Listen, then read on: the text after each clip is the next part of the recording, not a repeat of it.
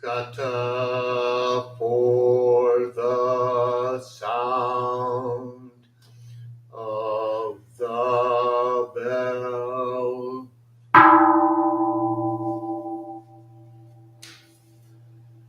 Mind calm, body at ease, breathing quiet, sentiment benevolent.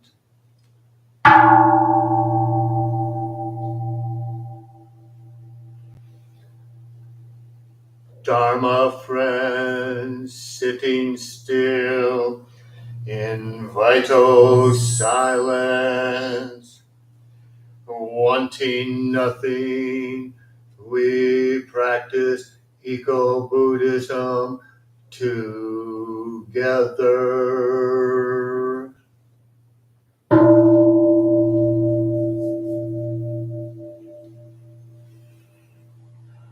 The sound of the temple bell booms for all to cease from conflict. May the way of the Buddha usher in the dawn of nonviolent global village forever.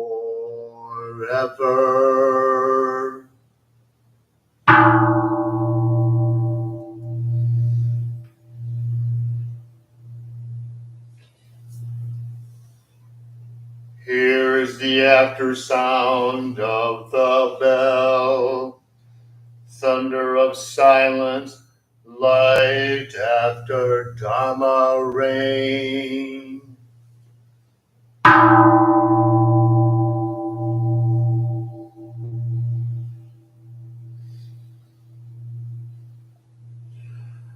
Om Maga Varachana Mahamudra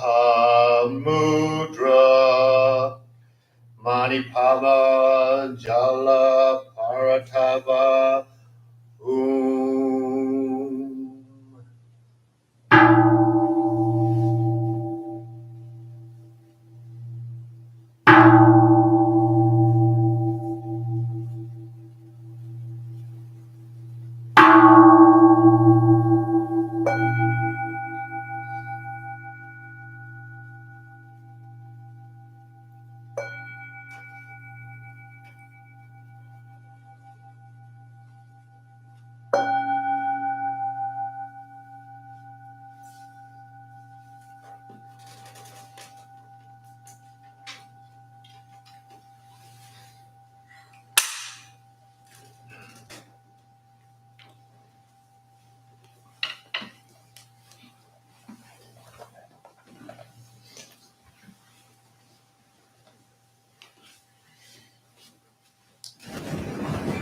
Please stand and join me in chanting of the three refuges.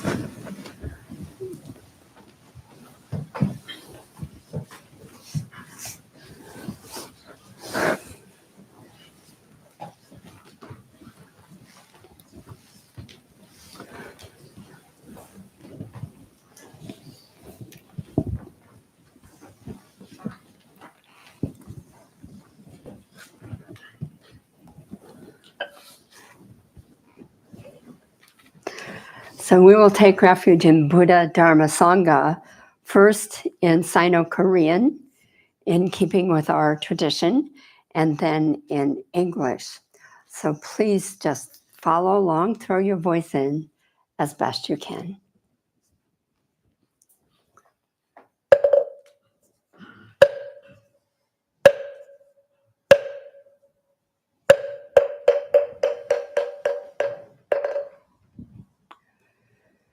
Chishim Kwemyone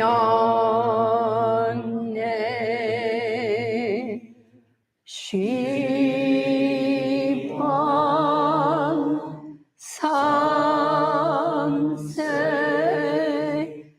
Chemang Chale Sangchu Il Che Putaya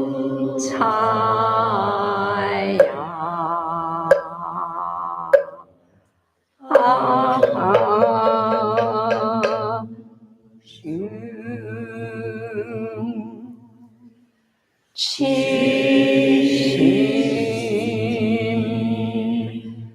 Huimyone Shivan Samse Chemang Chale Sangchu Il Che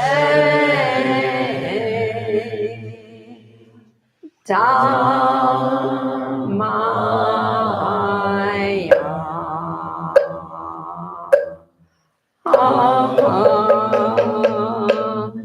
Shum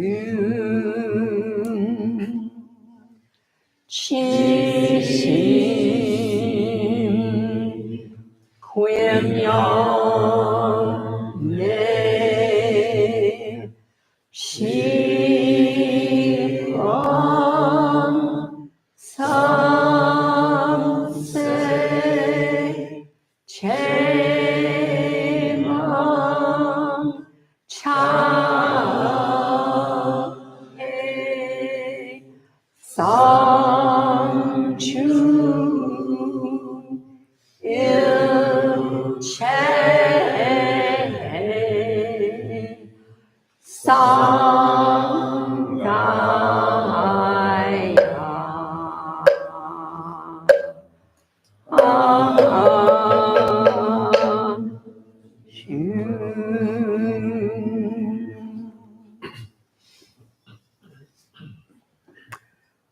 I go for refuge to the Buddha.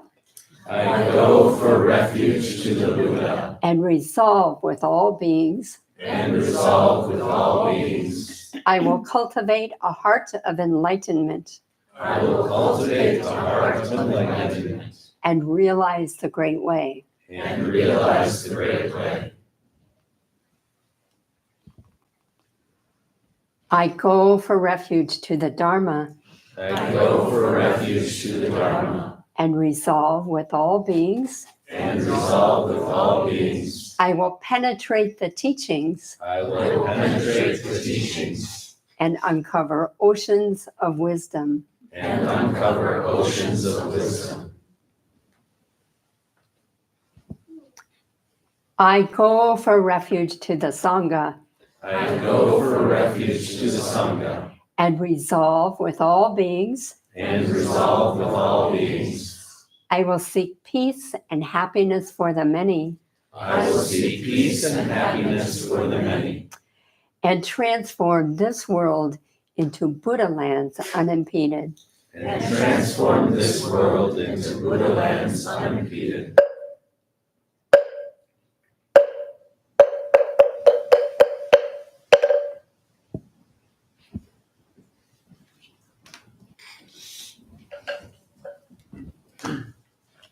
Now we offer a dedication to our ancestors.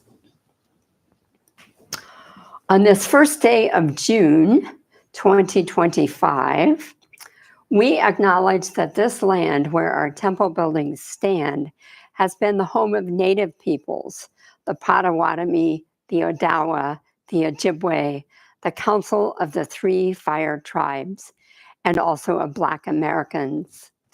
We know that this neighborhood used to be a historically Black neighborhood during times of racial segregation and oppression.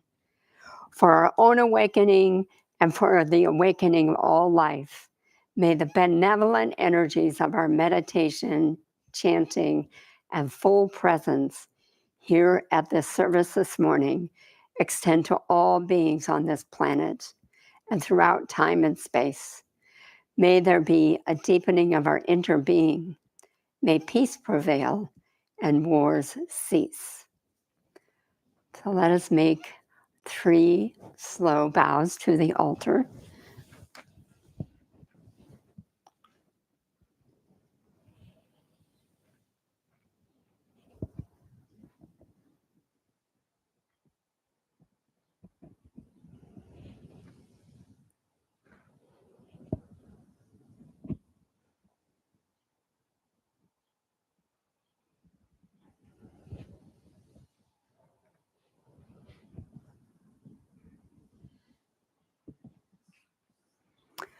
Please return to your places for another shorter period of meditation.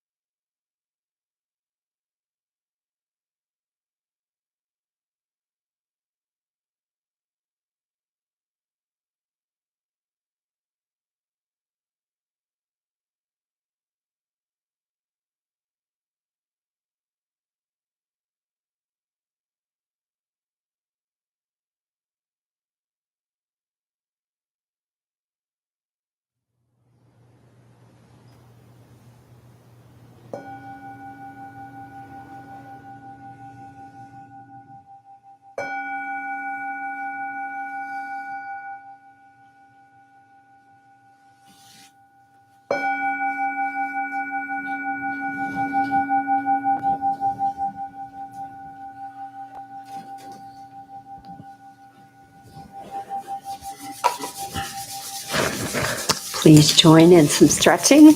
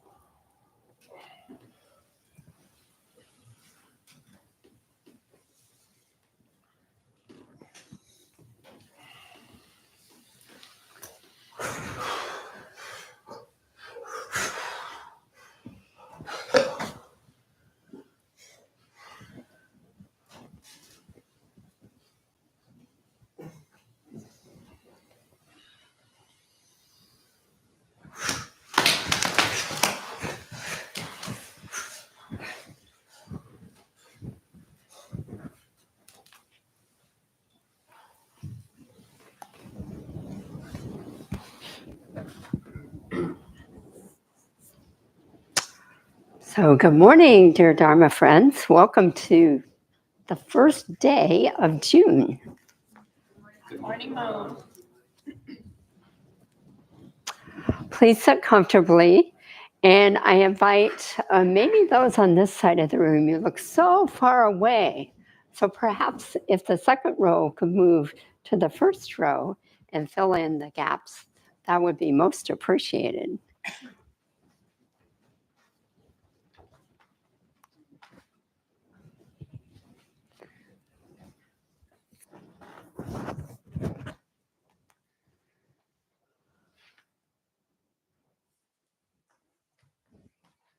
Thank you. So this morning, when we said the three refuges in English, we said, may I take refuge in the Sangha? May I seek peace? May I cultivate happiness for all beings? So there's this word happiness that came up. And also this week I ran across an article in Lion's Roar, in which the Dalai Lama was, in which it starts the article starts this way with a question. Buddhist teachers, including the Dalai Lama, often speak of happiness as a goal, if not the goal of Buddhist practice.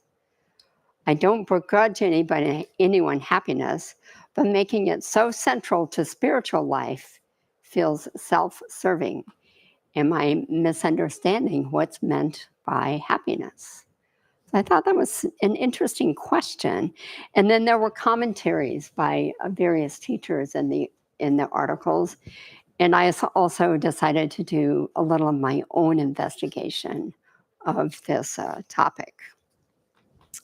And so I want to sort of share what I discovered and then get your take on happiness and the role of happiness in Buddhist practice and your life. So the Buddha, as I looked into it, the Buddha actually said a lot about happiness.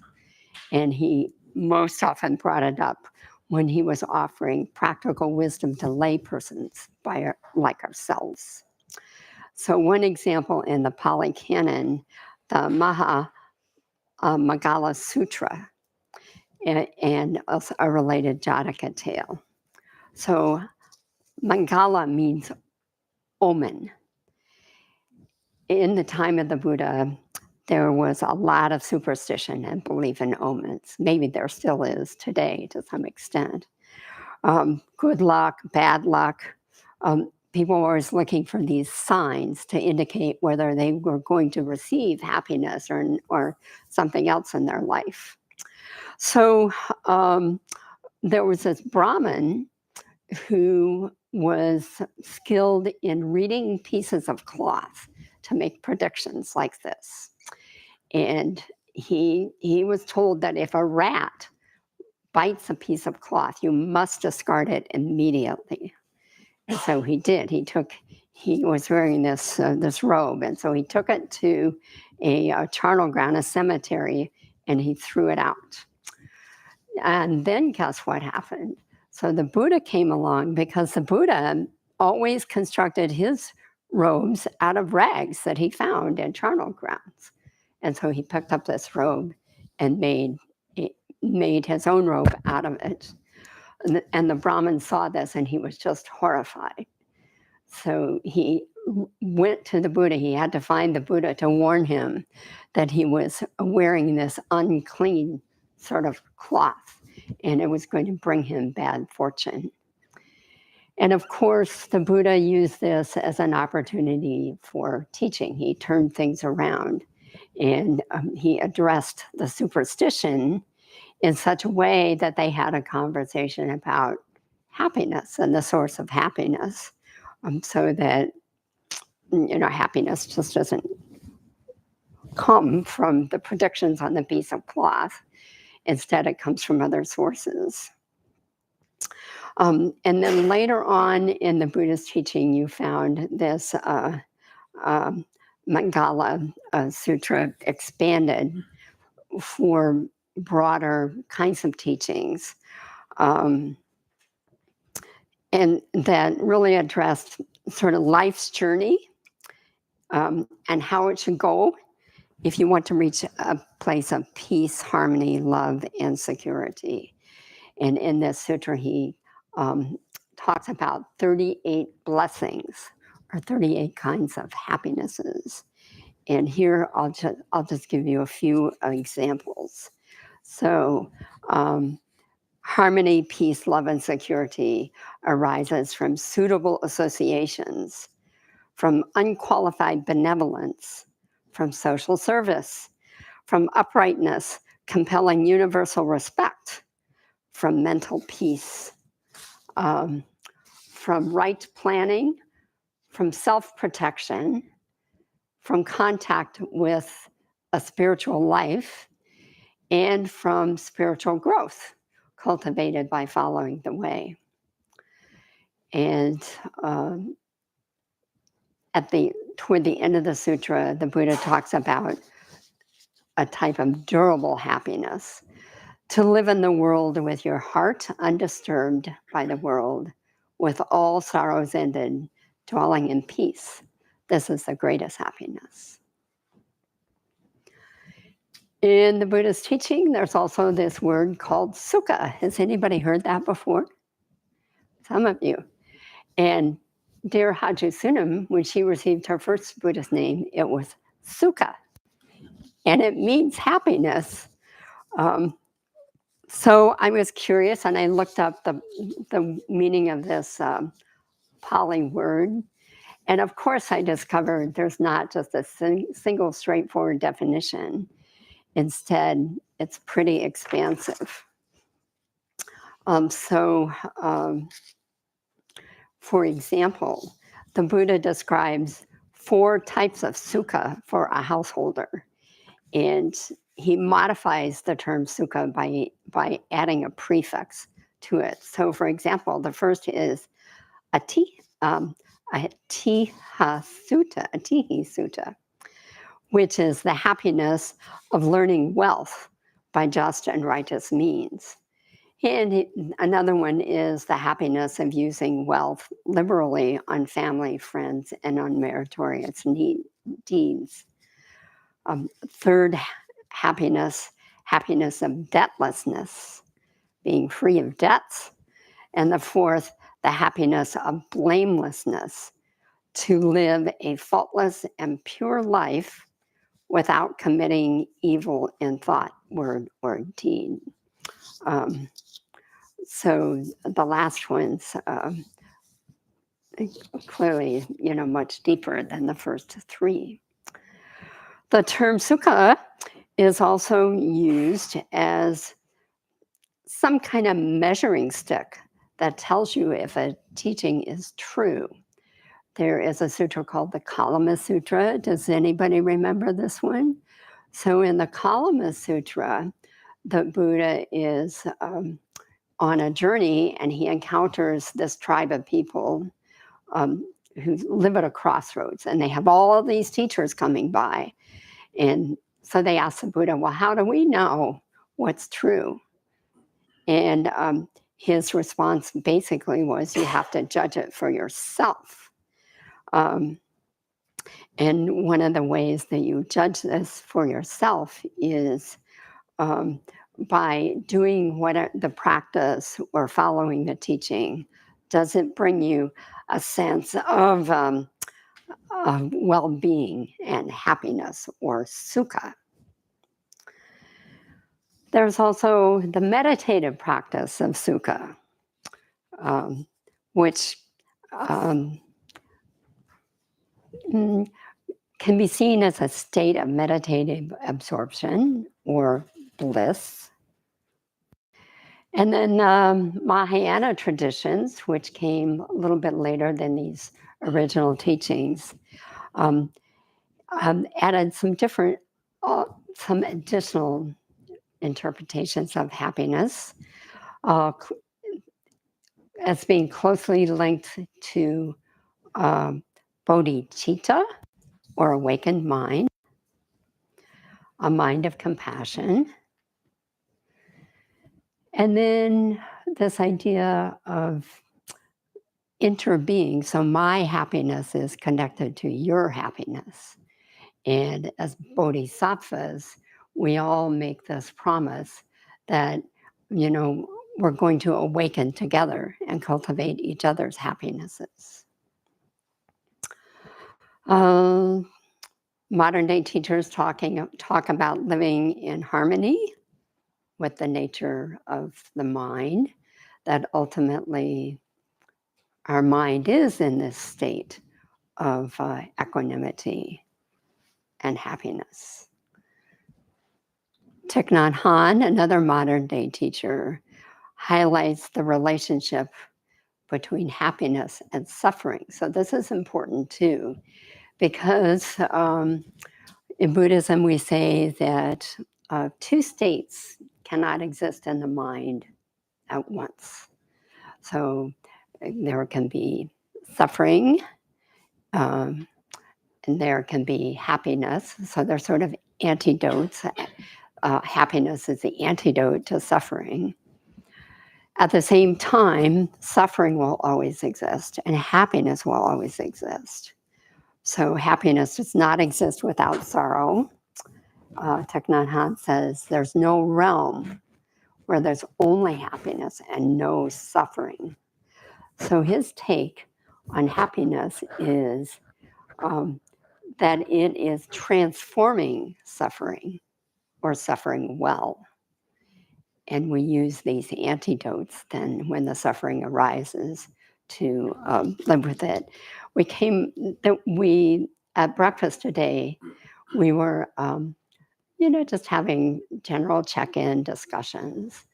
And someone at the table was talking about, being at the university, sort of feeling a sense of conflict right now.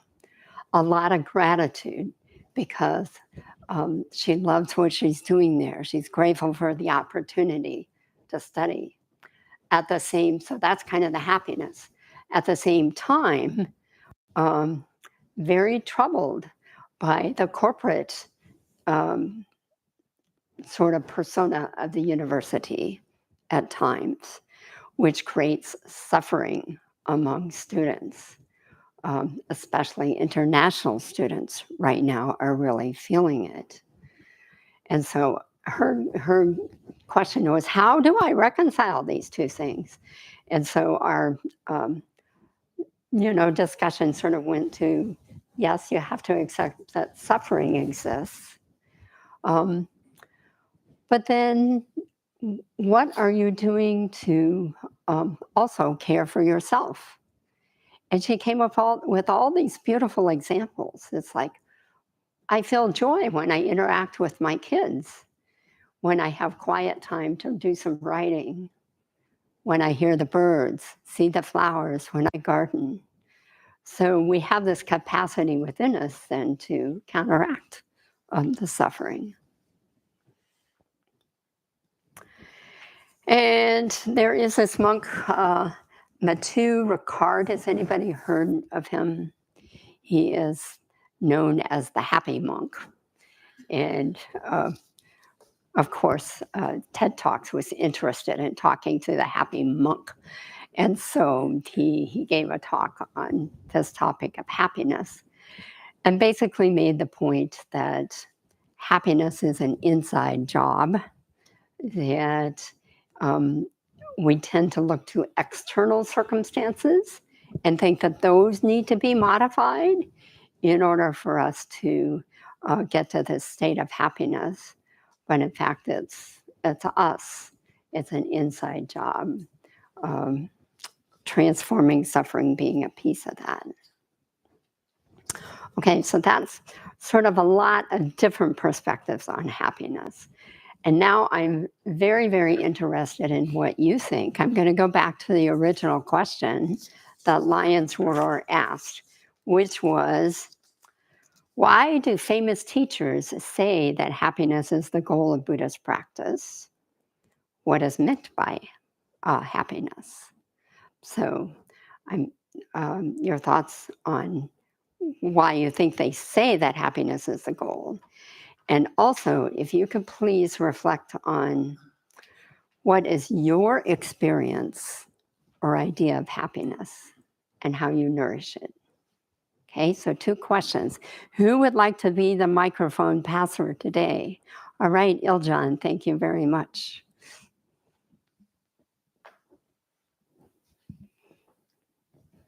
You can just sit quietly for a moment and think about this, and then when you're ready, raise your hand and you will receive the microphone.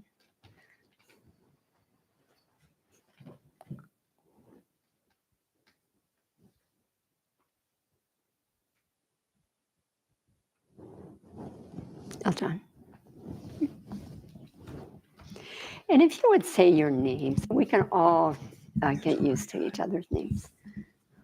My name is Yom Bup is my given name, or I suppose my parents gave me the name Brian Johnson.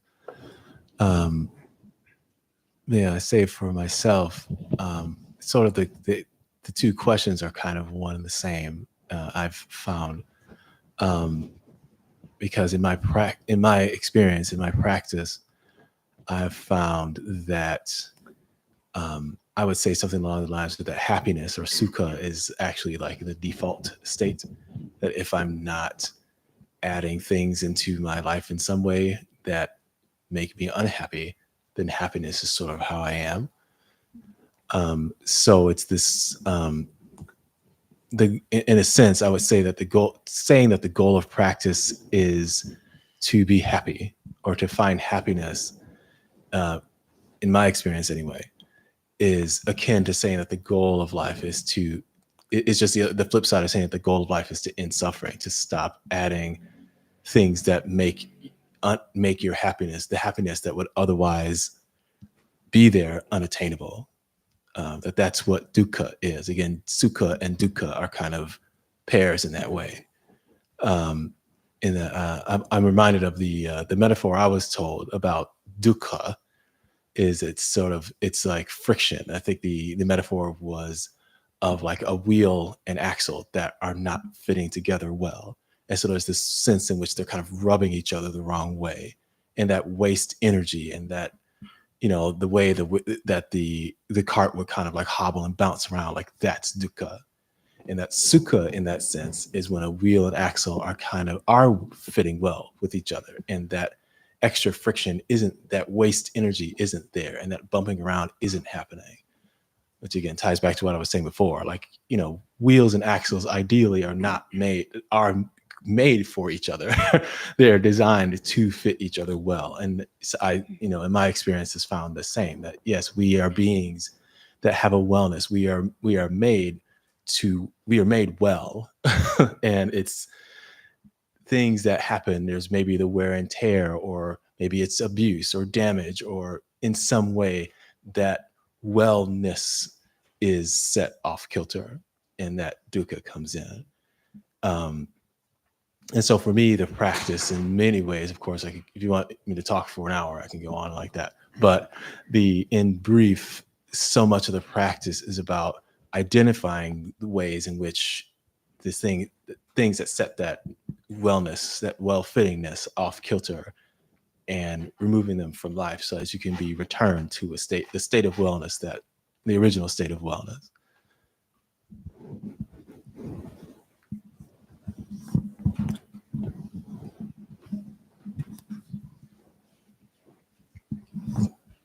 My name is Irwan, and usually I look at life as a trail, and you see things along the trail, and you very often, 20 times a day, or at least, find that there's a side trail.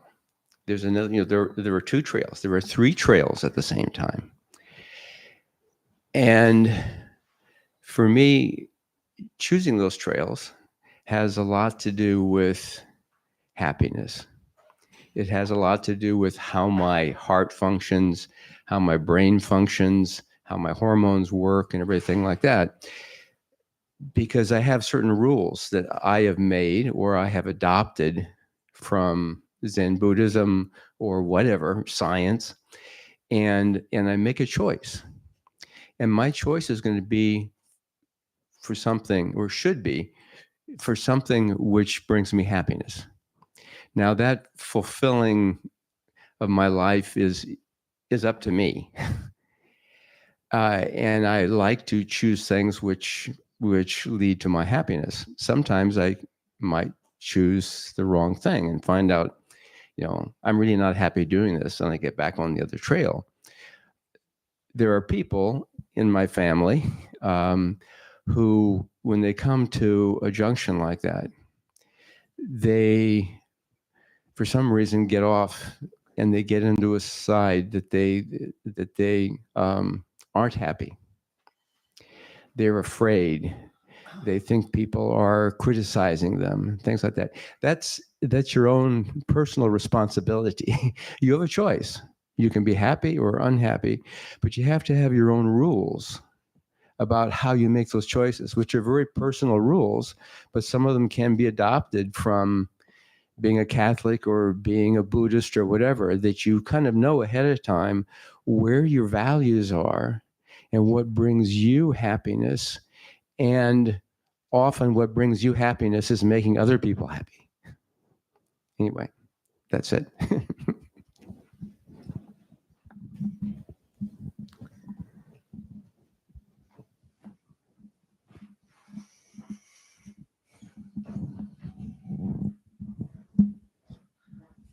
Hi, this is Khaled. I feel like for me, at least, I'm very unwise, so might not be the right answer. But I don't think happiness is not my goal. Honestly, like it's not because there are different ways to define it. There's the most base level is it could be equal to pleasure, right? And then it could be equal to your own happiness, or you could be seeking the happiness of all of humanity, right, or all of life, all beings. Yeah. So then, which one of these is the happiness you're looking for? And then I guess, and the thing is that if you seek one of them might be contradictory to the other ones, or at least that's the way it seems. And then maybe one of them, by seeking one, would satisfy the others as well. Like for example, satisfying the happiness of trying to seek the happiness of all beings might bring you happiness, satisfying your own happiness might bring suffering to others, right? And then beyond that, happiness just comes and goes. So you're not gonna just have a continuous state of happiness, like for yourself. And suffering is part of the journey, and overcoming suffering, I think, is my meaning of Buddhism. And part of that is just accepting that it's there, right? That's the first noble truth. So I'm not sure that just saying happiness is the goal seems like we can say that and mean all kinds of different things, and most of them are just very they're not very realistic. But yeah, thank you.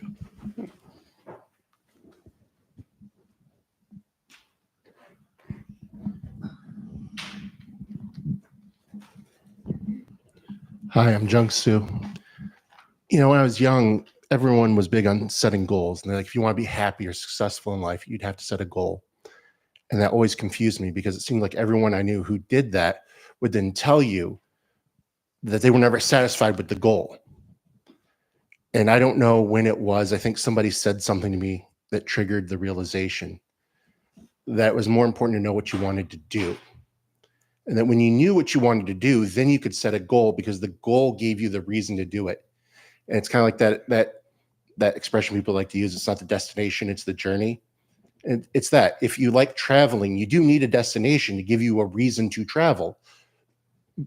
But if your goal is to just get somewhere, it's never going to be satisfying, because that's going to be gone in a moment. Whereas knowing what you want to do, well, once you've reached that next destination, it's not just satisfying because, okay, I've done the thing and I can still keep doing the thing. And I set a new goal, and I'm not setting that new goal because I was unsatisfied, but because the work continues and it's never done. And to me, that makes me happy.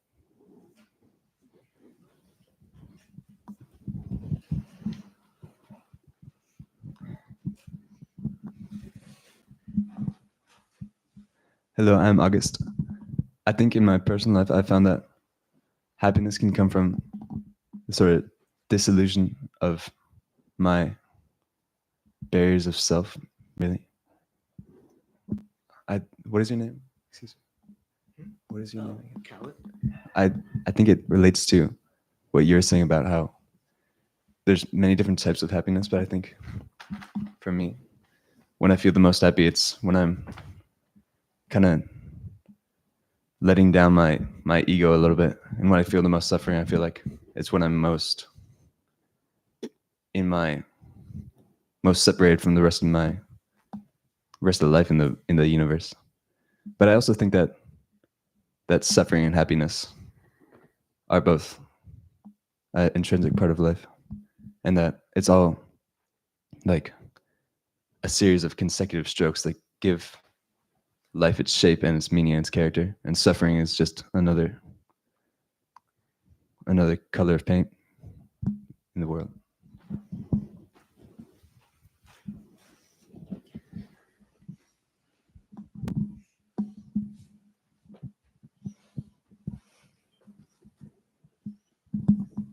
Hi, my name is Young Child, and happy.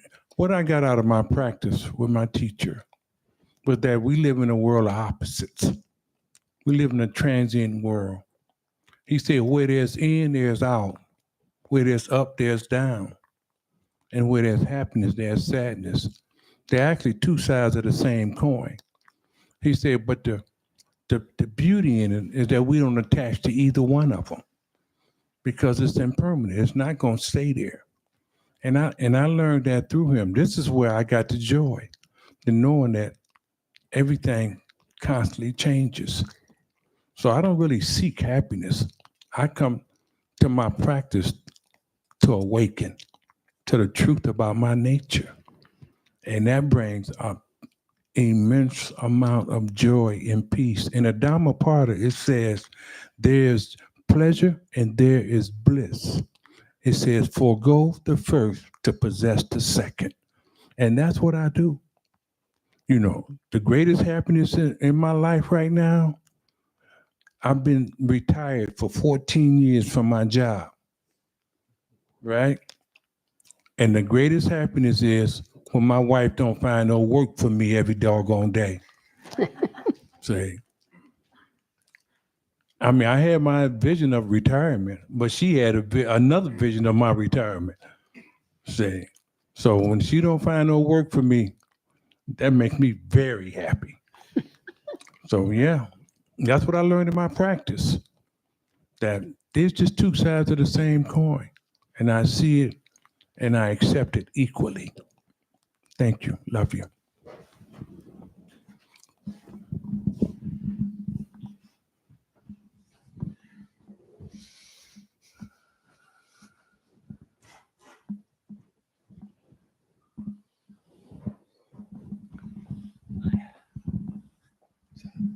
Yeah, this question's making me think of a phone conversation I had about 15 years ago.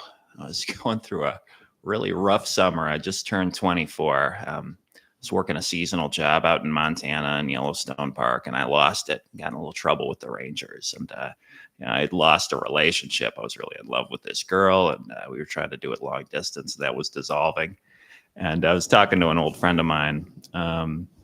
He was a sailor.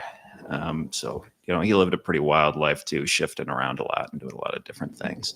But I was trying to get him to kind of coach me through this breakup, because he had a bad one a couple of years before that. He was dating this first mate on one of his ships. And he was telling me, Adam, they haven't found anybody that knocks my socks off like that again. I need another sock knocker offer. So I checked in with him. I was like, you find your sock knocker offer yet, man? Does it ever get better? Did you find another one? He's like, no, but I'm seeing this girl now, and it's quieter, kind of more both feet on the ground and satisfying and things like that. And I don't know, a lot of things in my life are like that. Like, I used to just really want excitement, and all the things. I used to get more excited about music than I do now. I'd find a new band and I get really jazzed. But now I'm kind of learning how to play music, and I'm getting a quieter appreciation. And he's talking about all these areas in his life where, kind of the quieter, softer satisfaction is manifesting instead of like the bump, bump, bump, excited, over the moon kind of happiness. And I was just like, oh, bro, I hope that's not true. Like, this is like the worst news that I've got, because I was so attached to just the happiness. It's just like getting high, and I just couldn't accept that. I was 24 at the time. He was 22, giving me this. But I think he had some wisdom beyond his years. He was building ships at that point, because one of them almost went down. That's kind of a good metaphor for that. He quit sailing, and he kind of settled in and started building them up. But yeah, I think maybe it's a more settled, both feet on the ground kind of thing, and accepting of frictionlessness, kind of relaxing into life. And sometimes the bump, bump, bump peak experiences will come, but I can't reach for them or try to get them back, because that's going to cause a lot of friction. I think, yeah, I'll leave it there. And say your new name again. I'm Adam Samadhi.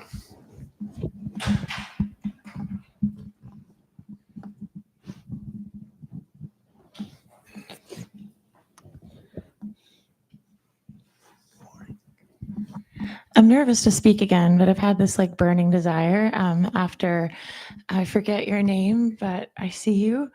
Um, you Samadhi, the person to your right, actually. I want to say your name for respect. What is it? Yom Bob. Nice to meet you. Yeah. So as I said last week, I found this through the practice of yoga, and the Yoga Sutras, etc. are, from what I'm learning, quite adjacent. And you mentioned this idea of the friction between the wheel and the rotor, I guess. And so when I think of the word sukha, I also hear sthira. And so there's the ease and the effort. And so my definition, as I understand it, of sukha is ease. But it does not exist without sthira, which is effort. So we effort toward this this flow of just being in one, with this yoga, with all that exists. Whereas dukkha, in my understanding, is dis-ease, which would then be the friction that you spoke of. So, and like applying that to a realistic perspective, when I find myself feeling like, okay, I have this ease, but I just don't want to do it. It's like coupled with lethargy or a lack of motivation. That to me is still resonant of unhappiness or disease. So those two things working in tandem are necessary, in my personal opinion, and the way that I view happiness for that inner peace. Because we can know what to do all day long, but if we're not doing it, then it's not going to bring us happiness. That's my take.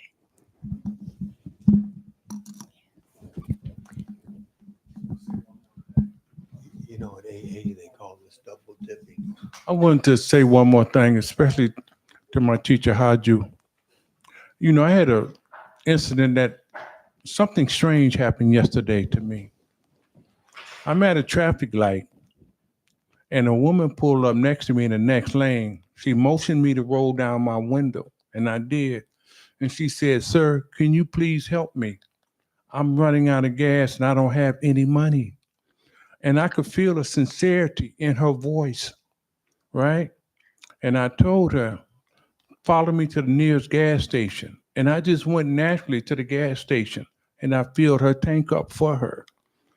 As my teacher told me, the whole purpose of taking a human birth is to help others and allow yourself to be helped by others when necessary. And it was just, and she wanted my phone number and wanted to return. I said, "That's not necessary.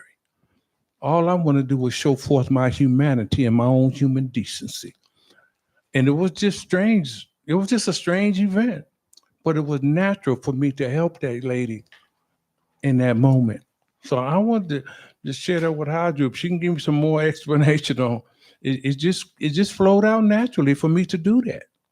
So I just wanted to add that's part of happiness as well, to be in a position to help others.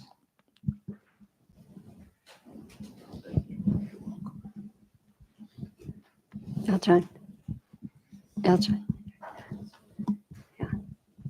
Just a quick observation. I think I'm listening to this, and I always am attracted to these studies about happiness and what it is and how people attain it. And one of the things I read recently is that, that as other people are saying here, there are two definitions of happiness. One of them is pleasure, and the other is meaning. And finding a meaningful life is really the happiness that is more lasting. And it doesn't mean that every moment is effortless. It doesn't mean that every moment is pleasurable. It doesn't mean that every moment, makes us elated. It means that what we're doing in every moment we feel is an effort worth making toward, also like what someone said, our goals and our purpose. So I kind of hold on to that. Every moment doesn't have to be one that you're enjoying for you to have a happy life.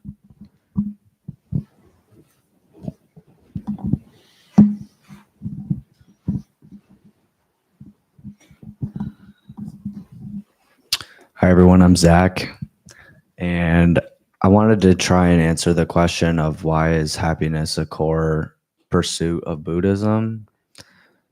And I think listening to what people have said so far, I think the answer has somewhat revealed itself, although I'm not like super well taught in Buddhism and whatnot, but I've been coming here and reading some books and listening to all you guys talk. And I think putting it together, I think Buddhists strive for happiness because when you are in that state, your energy naturally will you'll naturally help other people more, and you'll lift everyone else around you up more when you're in a state of happiness, which maybe you could think of it as like a feeling of completeness and wholeness. And when you feel that way inside, then you naturally are inclined to lift other people to that state as well. And I think it's interesting to compare the Buddha to a figure like Jesus, because Jesus was the pure selflessness, and his whole desire when on earth was to try and save humanity or whatever.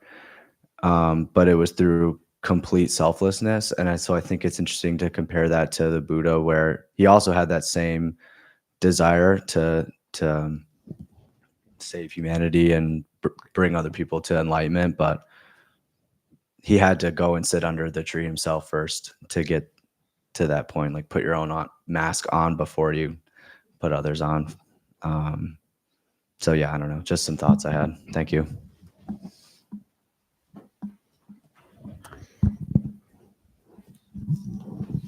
Okay. Right. I think that's good. Thank you so much for sharing all your wisdom on this topic of happiness. So it felt like we received many Dharma talks today, and I totally appreciate that. Let's say together the 4 great vows, and then we'll have some announcements. So please repeat after me. All beings, one body. All beings, one body. I vow to liberate. I vow to liberate. Blind passions, one root. Blind passions, one root. I vow to terminate. I vow to terminate. Dharma gates, one mind. Dharma gates, one mind. I vow to penetrate. I vow to penetrate. The great way of Buddha. The great way of Buddha. I vow to realize. I vow to realize.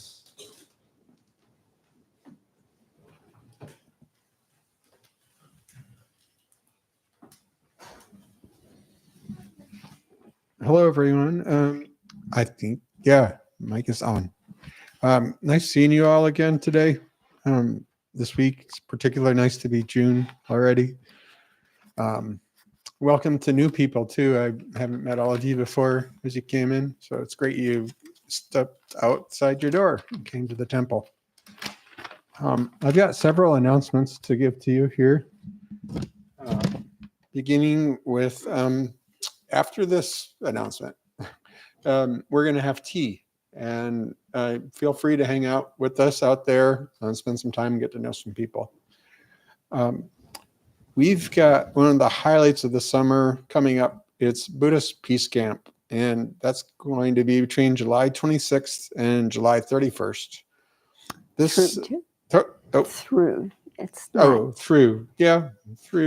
the 31st. Yeah. Although, am I wrong that you can come for a part-time? Oh, we prefer full-time. Full-time is better. Oh, I see. Okay. Good to think about. This event includes tent camping for families and children of all ages by the lake and in the forest close to Ann Arbor. Peace Camp programs focus on learning about peace and happiness from the Buddhist perspectives of interrelationships of all things.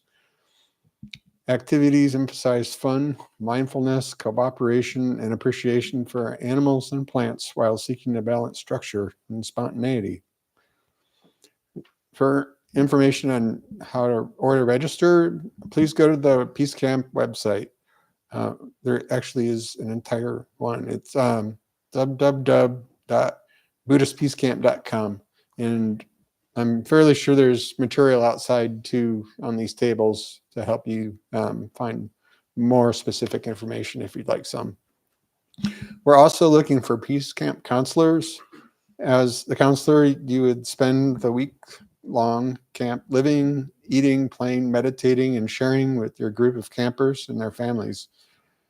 For information about becoming a counselor, please pick up a flyer in the foyer, which is definitely one of those things that's going to have more information on it.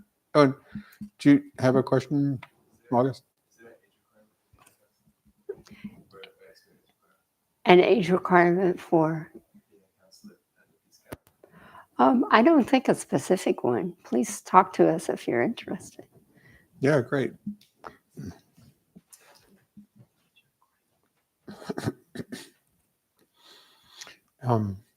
Let's see.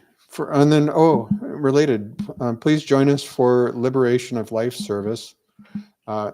It's not related in terms of time. This is going to be on June 8th, but I believe it's got an outdoor component from last time I remember. In keeping with the Buddhist precept, do not harm, but cherish all life. The Liberation of Life ceremony celebrates non-human species by releasing those beings held in captivity and or destined for slaughter. So this could be something like minnows or earthworms, I believe, for us to practice, and actually give ourselves the benefit of compassion on other beings. Our teachers are going to be away from the temple from June 26th through July 7th, and that's to attend a summer retreat and society meetings at the farm that we have in upstate New York. We're excited to announce 3 of our seminary students will be ordained as teachers during the society meetings. That's Mosam Sam Tongsan. I'm sorry, not Tongsan. Oh, Bhavana. oh, it's on there. Oh, okay. That was there last week, wasn't it? Yeah. Okay. Same thing. Bhavana, who's got the Detroit temple, or Sangha, because it's more outdoors.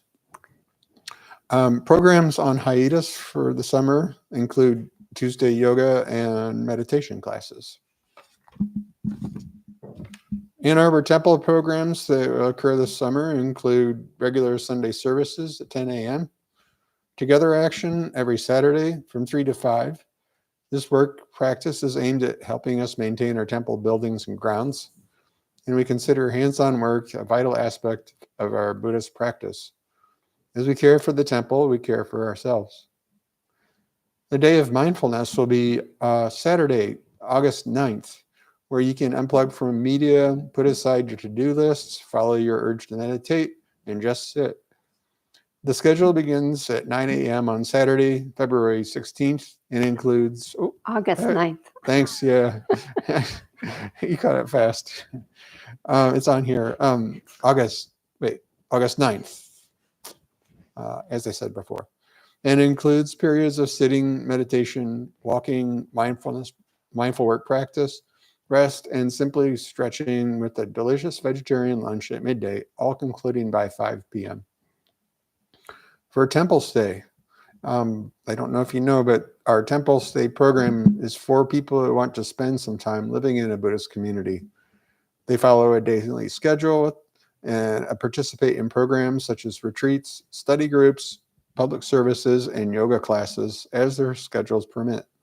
One can seriously pursue one's spiritual path or simply seek peace and harmony in a wholesome environment. Prior arrangements with the temple director is necessary. Lastly, the temple holds an online Sangha service every Sunday night from 7 to 8:30 p.m. This service joins with practitioners from our temples in Toronto, Ann Arbor, New York, and well as those living at a distance. The Zoom link is located on our website, and this is the main one, zenbuddhisttemple.org. Thank you for joining us this morning. And this temple is entirely supported by your generous donations and kindness. And that can be done both monetarily and also in terms of doing work around the temple. And I don't know if anyone has anything to add today. Recovery Dharma will meet at noon today in the historic Buddha Hall, the yellow building next door, from noon till 1. Okay. And Aju? There will be, because of a meeting I will be attending, there will be no together action this morning, unless you yourself have a volunteer job that you need to go ahead with, and that's fine. Yeah. Next week. Oh, good. All right. Well, thanks again for being here and being part of the Sangha.